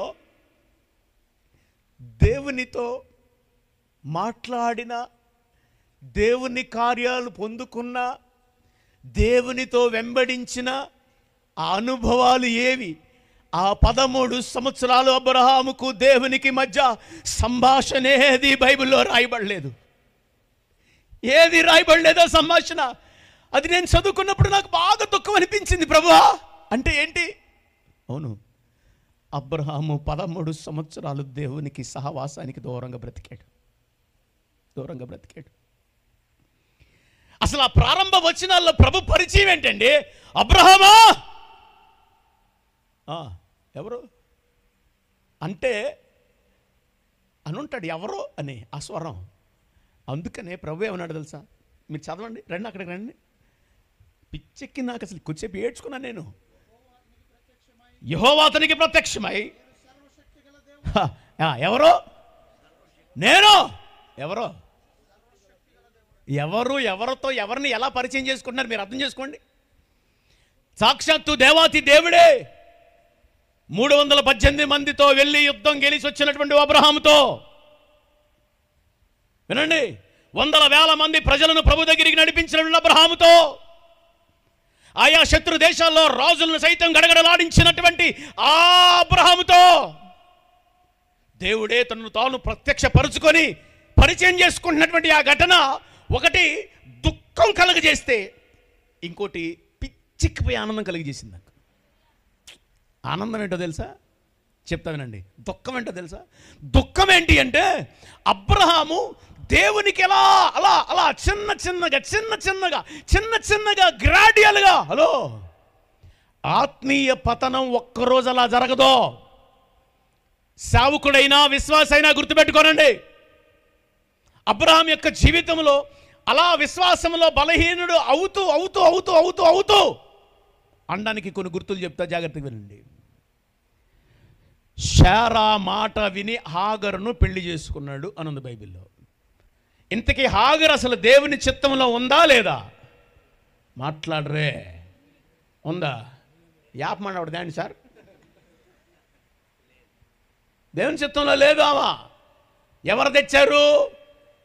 ఈసారి ఎప్పుడన్నా ప్రభు చిత్తం ఉంటే, దేవుని చిత్తము లేనిది ఒకవేళ మనం కోరుకుంటే మన జీవితంలో దేవుడిస్తాడా అంటే నిశ్చయంగా ఇస్తాడు. అనండి, చెప్పండి, అనండి.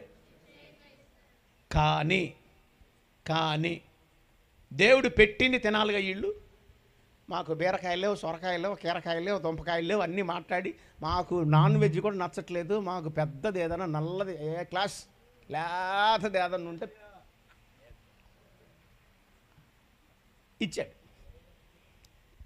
వాళ్ళ పళ్ళ సందుల్లో ఉండగానే చెప్పండి,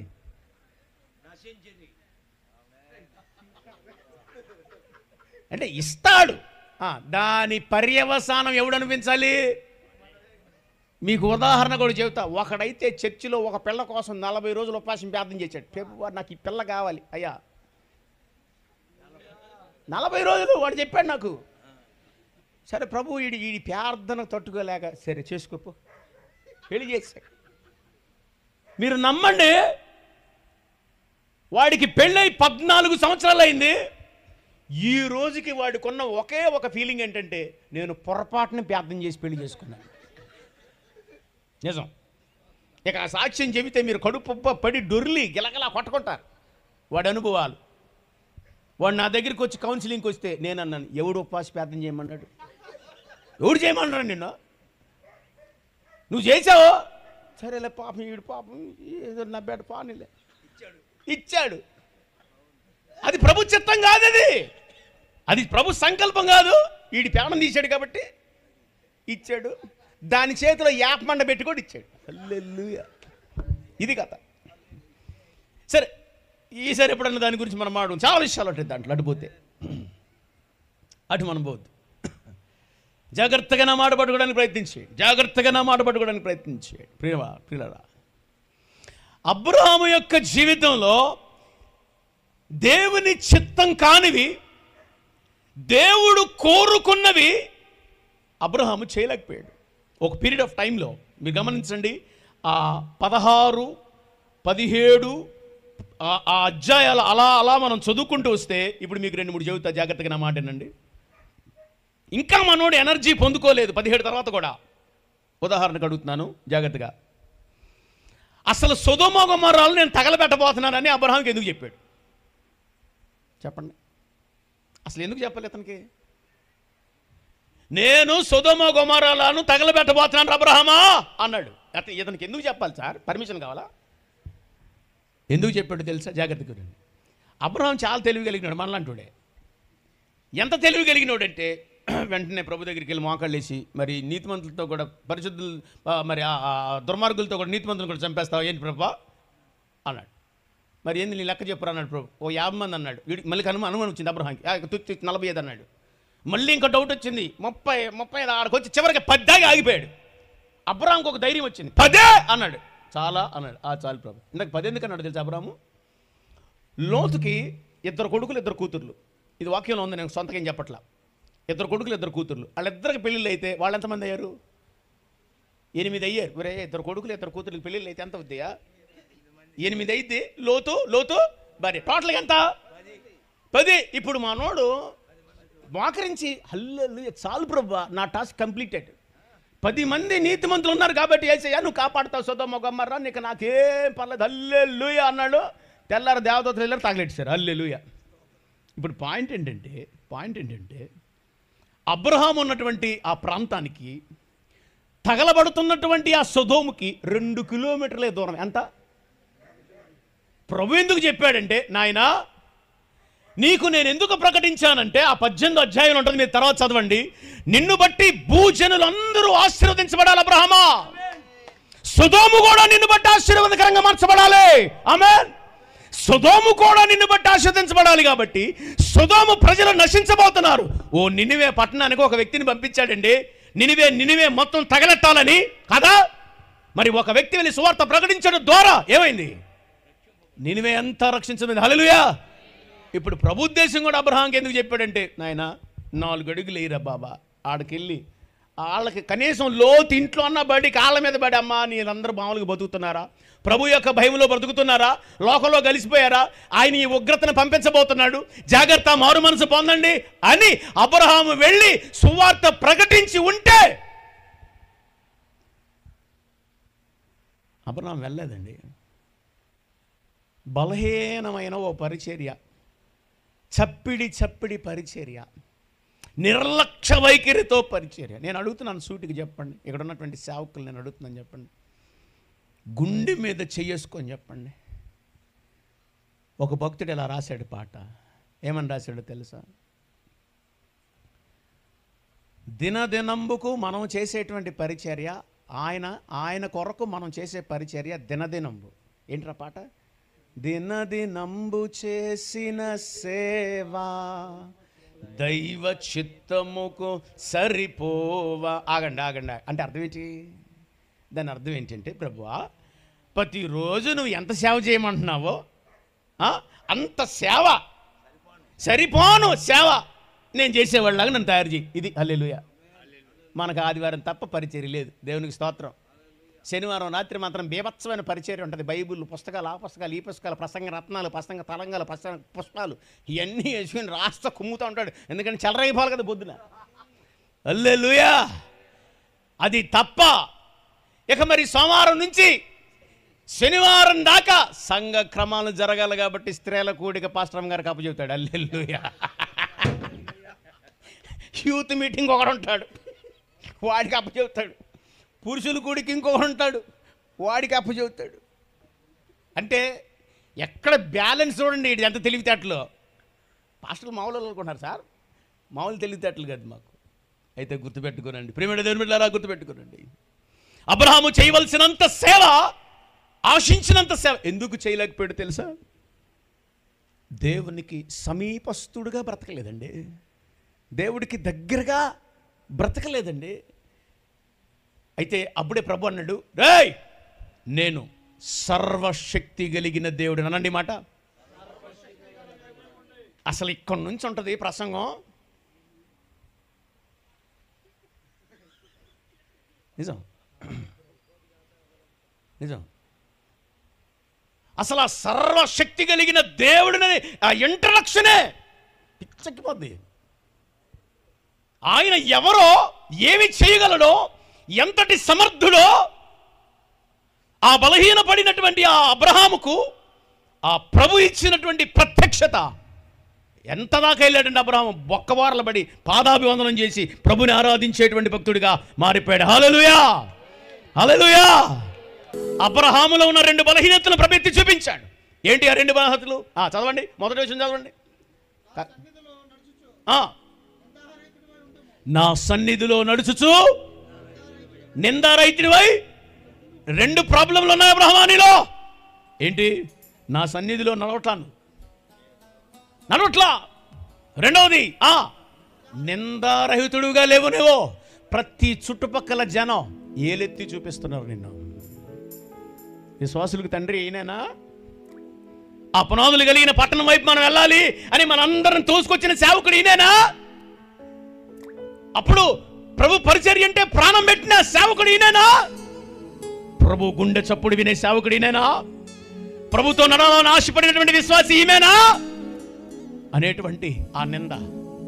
అమ్మా, ఆ తొలి దినాల్లో, ఆ పరిచర్య తొలి దినాల్లో ఎంత రోషం, ఎంత వైరాగ్యం, ఎంత పట్టుదల, ఎంత తీవ్రత. అసలు పరిచర్య అంటే నువ్వే కదూ. పరిగెత్తి అలిసిపోయి ఒళ్ళు పులిసిపోయేలాగా పరిచర్య చేసిన వ్యక్తి వదులు. నాకు ఎప్పటికీ పిచ్చెక్కిపోయేది ఏంటో తెలుసా? రోజుకి 40 సమాధులు చేసేవాడంట మోషే. 40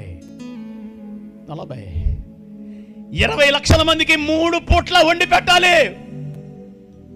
ఇవి కాదన్నట్టు వాళ్ళందరూ కొట్టుకొని తిట్టుకొని అరుచుకొని వస్తే ఈయన కూర్చొని ప్రతి ఒక్కరి గొడవలు విని వాళ్ళకి సమాధాన పరిచి ఏదో పంచాయతీలు చేసి పంపించేవాడు. వినండి 40 సమాధులండి రోజుకి. 20 లక్షల మందికి వండి పెట్టాలండి రోజుకి. ఇంత చేసి రాత్రి అలిసిపోయి ప్రభువా అయ్యా ఇక నా వల్ల కాదంటే అప్పుడు వినండి, అప్పుడు ప్రభు స్వరం వినబడతా, అయ్యా మోషే, ఏంటి ప్రభా?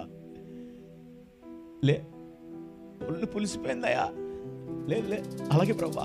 ముఖం కడుక్కొని లేచి మోకాళ్ళేగానే ఇప్పుడు రాయి. ఆదికాండం, నిర్గమకాండం, సంఖ్యాకాండం, ద్వితీయోపదేశ కాండం, లేవి కాండం ఎక్కడ రాశాడు? ఆ 40 సంవత్సరాలు రాత్రి ఆల్ నైట్ లో ప్రభు పాదాల దగ్గర కూర్చొని రాశాడండి. హల్లెలూయా. ఏమంటే ఒళ్ళు పులిసిపోయేదాకా పనిచేసినటువంటి దైవ సేవ అండి అది. సేవకులు అలా చేయదు సేవ, విశ్వాసాలు అలా చేయదు సేవ. దేవునికి దగ్గరగా లేనప్పుడు, దేవుని గుండె చప్పుడు వినలేనప్పుడు మందిరం ఎగ్గొడతావు. వాక్యం ఉండదు, ప్రార్థన ఉండదు, సేవ ఉండదు. ఇక పైపెచ్చు పాస్టర్ ఇంటికి వస్తే కుదరట్లేదన్నయ్య, చాలా బోల్డ్ పనులు ఉన్నాయి అన్నయ్య. ఇటువంటి సాకులు చెప్పేటువంటి ఆ తడబడే అడుగులమని, ఇటువంటి ఒక జీవిత విధానంలో మనము దేవునికి దూరం అయిపోయినటువంటి స్థితి ఒక్కసారి నువ్వు తలంచుకో. ఎలాగున్నావు ఒకప్పుడు, ఎలాగుందో ఒకప్పుడు పరిచర్య, ఎలాగుందో ఒకప్పుడు రోషం, ఎలాగుందో ఒకప్పుడు ప్రార్థన తీవ్రత, ఎలాగుందో ఒకప్పుడు నువ్వు సాక్ష్యం చెప్పే తీరు. కనబడిన ప్రతి వాళ్ళకి చెప్పలా, నా యేసయ్య అండి, నా యేసయ్య అండి, నా రక్షకుడు అండి, నన్ను కాపాడినాడు అండి. ఇదిగో నిత్య రాజ్యం ఆయన లేకపోతే పోద్దామా? ఇదిగో మారు మనసు పొందవా? మందిరానికి రావా? నువ్వు కదా లాక్కొచ్చి వెంబడించి వాళ్ళని పట్టుకొచ్చి మందిరంలో కూర్చోబెట్టి మోకాళ్ళు లేచి ప్రార్థన చేయించింది నువ్వు కదా. ఇప్పుడు ఎలా ఉన్నావు? ఇప్పుడు ఎక్కడున్నావు? ఏం చేస్తున్నావు? ఆలోచించి. 13 సంవత్సరాలు దావీదు బెత్షెబాతో పాపం చేసిన తర్వాత 51వ కీర్తన రాస్తాడమ్మా.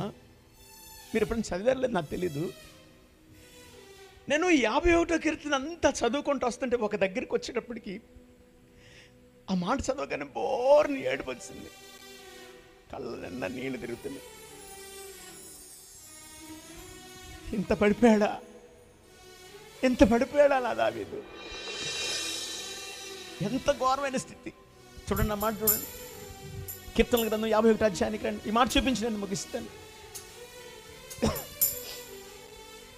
51వ కీర్తనలో ఆ మాట చదువుకున్నప్పుడు ప్రియులరా నేను చాలా అంటే చాలా దుఃఖపడి ప్రభువా అని ఏడ్చి ప్రభు సన్నిధిలో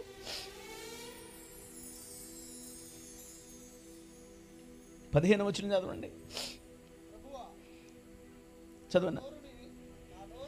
ప్రభువా నా నోరు నీ స్తుతిని ప్రచురపరచునట్లు నా పెదవులు తెరువు. మీకేమర్థమైందో నాకు తెలియదు.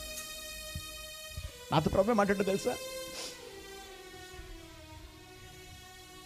దావీదు పాటలు రాయటం మానేశాడంట, పాటలు పాడడం మానేశాడంట, ప్రభువుని స్తుతించడం మానేశాడంట. పాపములో దావీదు బ్రతుకుతున్నప్పుడు దావీదు నోరు మూయబడిందంట. ఆ మాట చదివితే ప్రభువా దావీదు ఆ స్థాయికి వెళ్ళిపోయాడా? నోరు స్తుతించని స్థాయికి వెళ్ళిపోయాడా? 24 గంటలు కొండలెక్కి గుట్టలెక్కి నేను ఆరాధించేవాడే. ఒక మనిషి పాపములో ఉంటే ఆ వ్యక్తి అంతగా నీకు దూరం అయిపోతాడా? పాపం అంతగా నీకు దూరం చేస్తుందా? ఆ పాప నాకు వద్దయ్యా, నిన్ను దూరం చేసే ఆ పాప నాకు వద్దు ప్రభువా, నాకు వద్దు. దావీదు ఆ కీర్తనలో రాశాడండి, నన్ను నోరు తెరువయ్యా మళ్ళీ ప్లీజ్ ప్రభువా, నిన్ను పాడాలయ్యా, నీకోసం పాటలు రాయాలి. ఓ మాట చెప్పనా, 13 సంవత్సరాలు అబ్రహాము దేవుని మర్చిపోయాడు, కానీ నాకు పిచ్చెక్కిపోయిందంటే తెలుసా, ఆయనే వచ్చి నానా అబ్రహాం రే ఎంత దూరం వెళ్తావురా, ఎంత దూరం వెళ్తావురా అని అబ్రహాముని పిలిస్తే ప్రభు నా మనసులో పెట్టిన తాళం పెట్టో తెలుసా? అబ్రహాము దేవుణ్ణి మర్చిపోయాడు, కానీ దేవుడు అబ్రహాముని మర్చిపోలేదు. దేవుడు అబ్రహాముని విడిచిపెట్టలేదు. ఈ రాత్రి నీతో ప్రభు మాట్లాడుతున్నాడు, నేను నిన్ను విడిచిపెట్టను. ప్రభు నిన్ను విడిచిపెట్టలేదు. నీకు మంచి అవకాశం ఇస్తున్నాడు ఈ రాత్రి ప్రభు. ప్రభువా నా చేయి పట్టుకోవా, నా చేయి పట్టుకోవా. అబ్రహాము నీకు దూరం అయినట్టు నేను నీకు దూరం అయ్యానయ్యా, నీకు దూరం అయ్యాను ప్రభా. నాకు ఆ బ్రతుకొద్దు, నాకు ఆ బ్రతుకొద్దు. నా చేయి పట్టుకొని ఓ రోషము కలిగిన వ్యక్తి నేను జీవించినట్లుగా నా కృప చొప్ప, నా కృప చొప్ప. నువ్వున్న చోట మోకరించగలిగితే మోకరించు, లేచి నిలబడగలిగితే లేచి నిలబడు. నేను నీకోసం ప్రార్థించాలని ఆశపడుతున్నాను. పరిశుద్ధాత్మ ఒక బలమైనటువంటి ఆత్మ సన్నిధి మన మధ్య ఉంది. నేను నమ్ముతున్నాను, నేను విశ్వసిస్తున్నాను. ప్రభునితో మాట్లాడుతున్నాడు. ఓ సేవకుడా ప్రభునితో మాట్లాడుతున్నాడు. ఓ సహోదరి ప్రభునితో మాట్లాడుతున్నాడు. యేసయ్యా, యేసయ్యా, యేసయ్యా, యేసయ్యా, యేసయ్యా.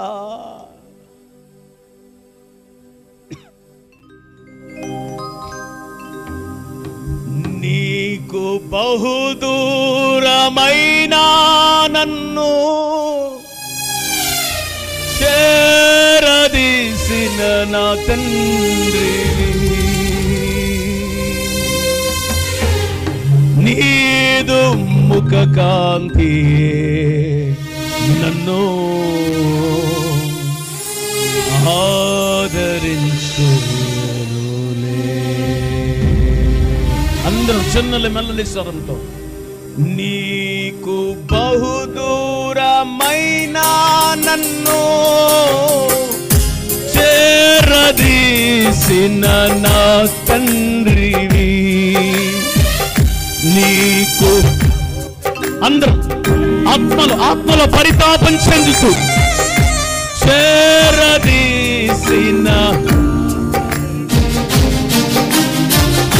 నీదు ముఖ కాంతి నన్ను ఆదరించులే. నీదు ముఖ కాంతి, నీదు ముఖ కాంతి నన్ను ఆదరించులే. శాశ్వతమైనది, శాశ్వతమైనది యేసయ్యా నీవు నాయన చూపిన కృప. ఈ రాత్రి ప్రభు మనతో మాట్లాడిన ప్రతి మాట ఓ పరిశుద్ధాత్ముడా, ప్రతి హృదయాన్ని మీరు రగిలిస్తుండగా, ప్రతి హృదయాన్ని కదిలిస్తుండగా, ప్రతి హృదయములో మీ తలంపులను ప్రభువా మీరు పెడుతుండగా, అవును అవును అబ్రహాము కుటుంబ భారం కలిగాడు. అయ్యా ఇదిగో నాలో కుటుంబ భారం లేదు. ఈ రోజు నుంచి ఓ కుటుంబ భారం కలిగిన బాధ్యత కలిగిన వాడిగా మందిరానికి నడిపించే భారం నాదే. హల్లెలూయా. సహాయించి అబ్రహాము నీకు దూరం అయిపోయాడయ్యా. 13 సంవత్సరాలు మాటలు లేని ఆత్మీయ పతనానికి వెళ్ళిపోయాడయ్యా. నా జీవితం కూడా అలాగే ఉన్నట్టుందయ్యా. సహాయించు, నీ రక్తంలో నన్ను కడిగి పరిశుద్ధపరచు యేసయ్యా. అడుగు అడుగు, నన్ను మరలా నిలబెట్టు, నన్ను ధైర్యపరచు, నన్ను బలపరచు. అడుగు అడుగు, ప్రభు చూస్తూ అడుగు. అందరం అలానే ప్రార్థనలో ఉందాం. దైవజనులు బట్టి దేవుడు 3 దశల వారిగా అబ్రహాము గారి జీవితాన్ని మనతో మాట్లాడారు. రక్షించబడ్డ తను దేవుని స్వరమును విన్న అబ్రహాము దేవుని మాటకు లోబడ్డట్టుగా మనము చూస్తూ ఉన్నాం. రెండవదిగా తన కుటుంబం అంతటికి కూడా సువార్తను ప్రకటించినట్టుగా మనం చూస్తున్నాం. ప్రియమైనటువంటి దేవుని జనాంగమా, నీ భర్త సంగతి ఏంటి? నీ బిడ్డల పరిస్థితి ఏంటి? నీ కుటుంబం పరిపూర్ణంగా ప్రభువును అంగీకరించగలిగి ఉందా? ఒకవేళ లేకపోతే ప్రభువా నా కుటుంబంలో మహారక్షణ కలుగు చేయమని ప్రార్థన చేద్దాం. నా యవ్వన బిడ్డలు నా మాట వింటలేదయ్యా, అయ్యా నా బిడ్డలు నా మాట వింటలేదు నాయన, దూరంగా వెళ్ళిపోతున్నారయ్యా అంటూ వారి కొరకు ప్రార్థించక మంచి సమయం ఇది. ఒకవేళ నువ్వు ఆత్మీయ పతనములో ఉన్నట్లయితే, దేవుని స్వరమును వినకుండా, దేవుని సన్నిధికి రాకుండా, దేవుడికి దూరంగా ఉండి ఎక్కడెక్కడో దొంగచాటుగా తిరుగుతూ ఉన్నట్లయితే, ఈ రాత్రి ప్రభునితో మాట్లాడుతూ ఉన్నాడు. ఆయన ఎదురు చూస్తూనే ఉన్నాడు, ఆయన వెళ్ళబడుతూనే ఉన్నాడు. నువ్వెప్పుడు వస్తావా అని చెప్పి ఎదురు చూస్తా ఉన్నాడు. అబ్రహాముతో పిలిచాడు కదా, అబ్రహమా నేను సర్వశక్తి కలిగిన దేవుడని, నిన్ను తొలగించగలిగిన సామర్థ్యం నాకుంది. నువ్వు నా సన్నిధిలోకి రాగలిగితే, దేవుని సముఖములో మోకరించగలిగితే నీ నింద మొత్తాన్ని దేవుడు తొలగించి సంతోషభరితులుగా మార్చగలిగిన దేవుడు.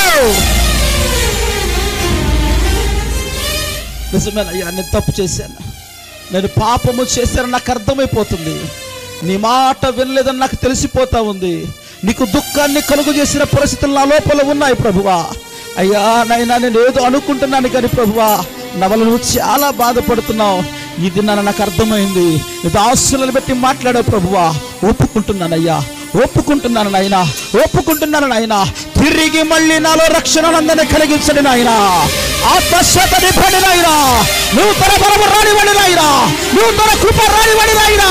నీ సన్నిధిలో నిలబడే కృప అనుగ్రహించండి దేవా అంటూ ప్రార్థన చేద్దాం. మనమందరం కూడా ప్రార్థన చేద్దాం ప్రభు సముఖంలో.